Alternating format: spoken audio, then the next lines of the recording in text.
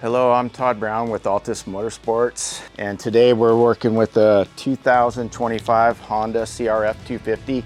Basically what I'm going to talk about applies to all bikes, whether it's 60 on up to 80, 125, 250, 450, it's the same thing, and even with street bikes.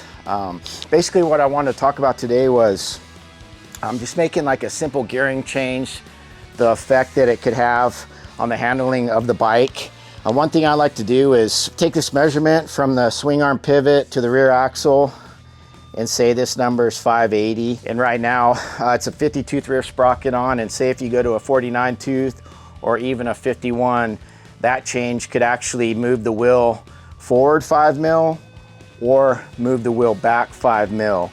And if you move the wheel forward 5 mil, it'll actually affect the handling of the bike and actually make the bike a little stiffer acting.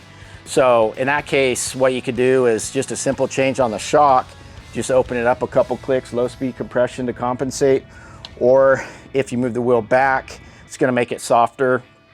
And then what you would do is go stiffer on the low speed compression adjuster just to compensate. Moving the wheel forward will actually make the bike turn quicker, and moving the rear wheel backwards will make the bike more stable. Even tightening the chain can move the wheel forward a little bit. Also, I like to check the sag, even tightening the chain, or if you do a sprocket change, you always gotta recheck the sag. That's a measurement you gotta keep an eye on. And that's it for today's tech tip. I'm Todd Brown with Altus Motorsports. Make sure you come to Altus Motorsports for your suspension needs.